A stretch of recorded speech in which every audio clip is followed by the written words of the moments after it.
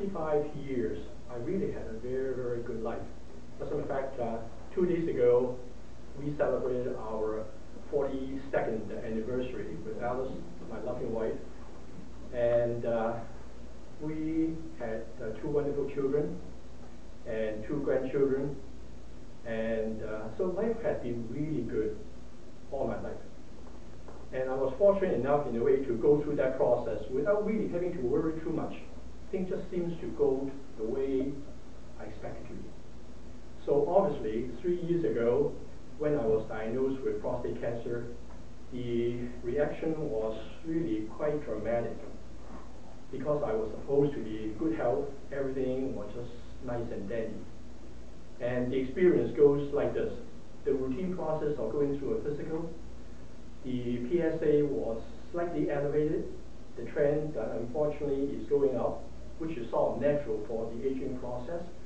Refer from my family doctor to see a urologist.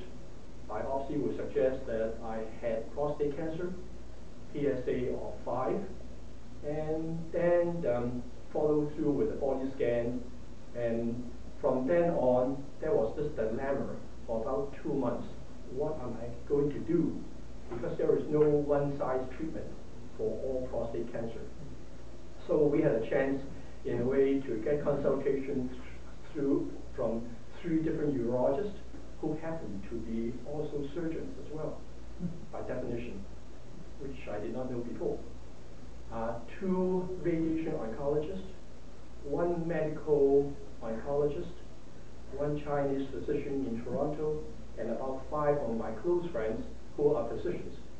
So through that 2 months process, it was a deliberation in terms of what to do.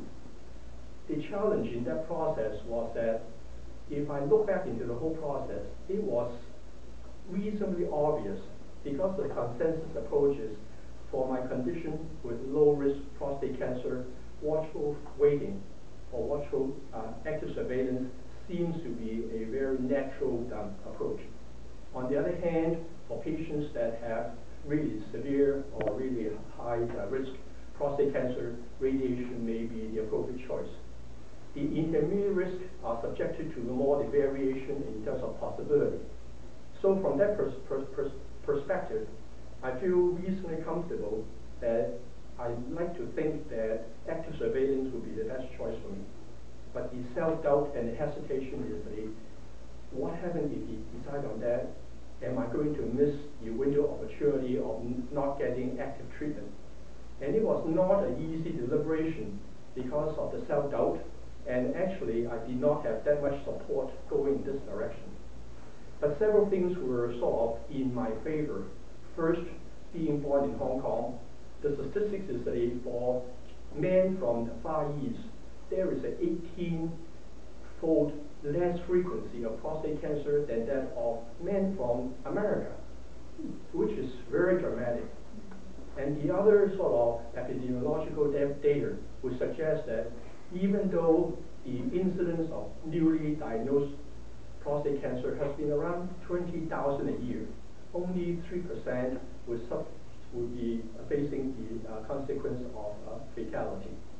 In other words, 100% of the newly diagnosed prostate cancer patients of the low-grade or intermediate-grade prostate cancer would enjoy a 10-year survival after diagnosis without death. It's, wow, this is really significant. I have a window of opportunity that I can look in and hopefully find the best cure, if there is a cure scenario. So in all this deliberation, I was really blessed in the final iteration to be under the consultation of Dr. James Muller. And it was the most deterministic, confirmative, supportive meeting that we had.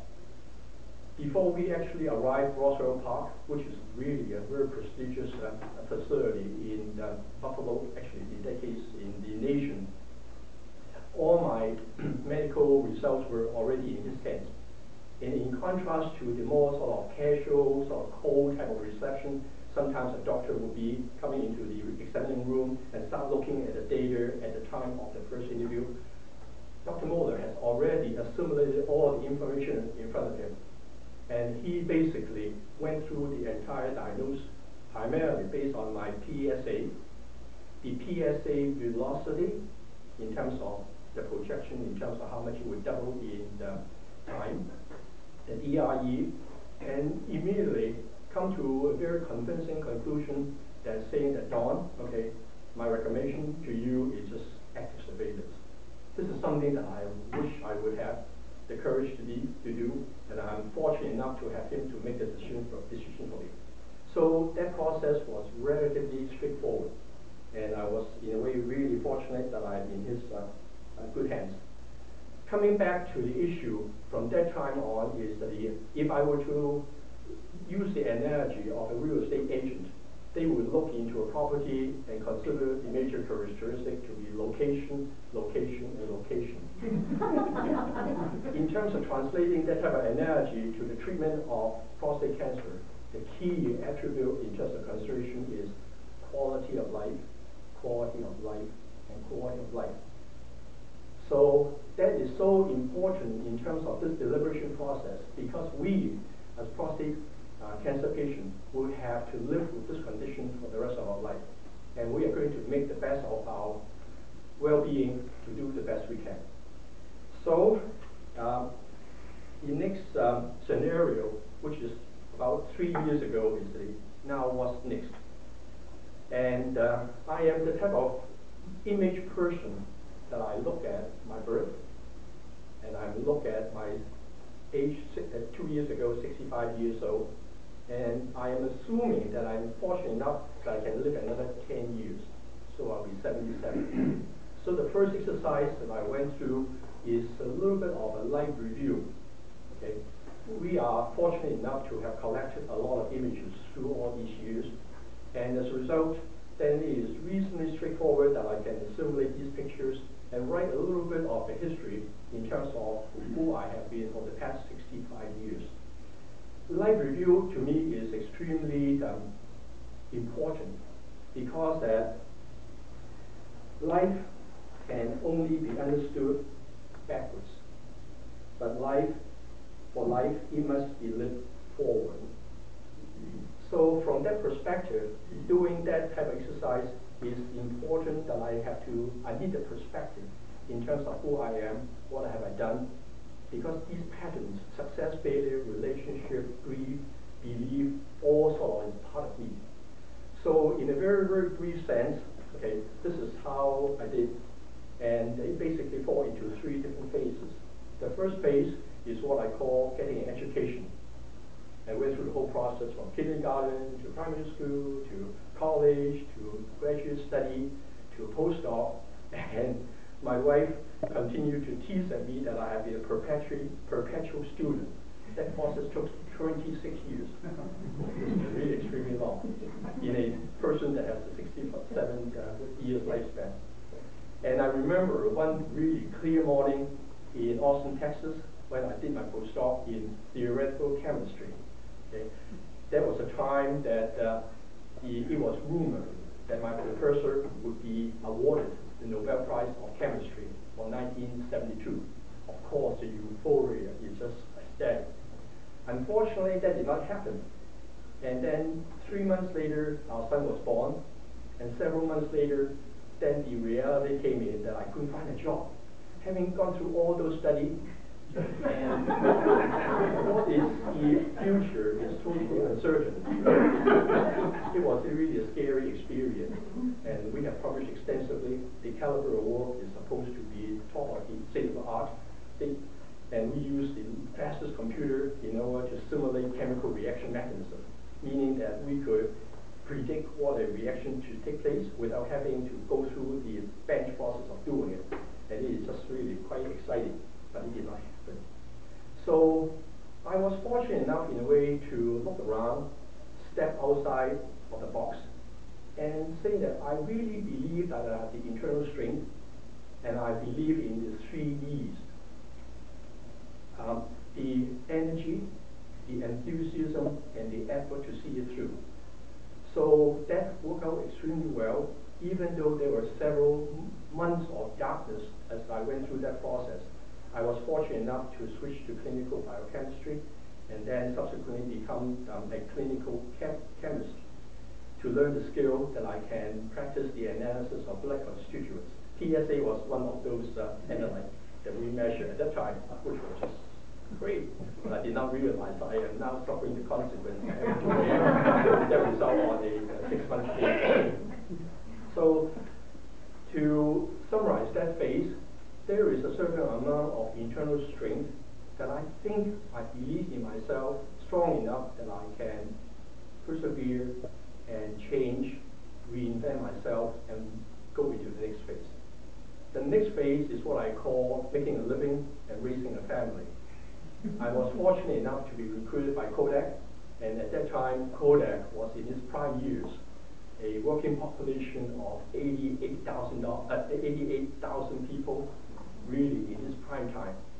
And I was recruited because Kodak has this new technology that would allow the biochemicals to be embedded into a film strip, so that by essentially providing a drop of blood from the patient, it can elicit the color change, and from which we can measure the analyte concentration. It was just revolutionary. So I was really fortunate to go through that process from beginning of the product the research to development to manufacturing to marketing and follow it all the way through. And the excitement was I was for a few years the Kodak ambassador to the world introducing the product. And the excitement was just enormous. The satisfaction was just amazing. But like all good things, it did not last. Kodak suffered the gradual change in terms of not trying to respond to the market scenario. Our product line has never been profitable. So ended up in terms of sales of the product to Johnson & Johnson. The point I was making is that during that process, there were again many moments of darkness. I'm not sure that what the future would be. Reorganization meaning potential downsize. Downsize meaning that on a number of occasions, I would be made redundant. The corporate jargon of getting fired. But interesting enough is that several weeks or months later, in all those situations, I was actually given a reassignment to a different department, actually in some cases leading to a promotion. So during those transitions, the basic intrinsic characteristic seems to come through as well. I believe strongly in myself that I think I can change. I still have the energy, the enthusiasm, and the effort to make it happen. So that was the second phase of my life. The third phase was reasonably straightforward, which I call the first retirement leading to the second career.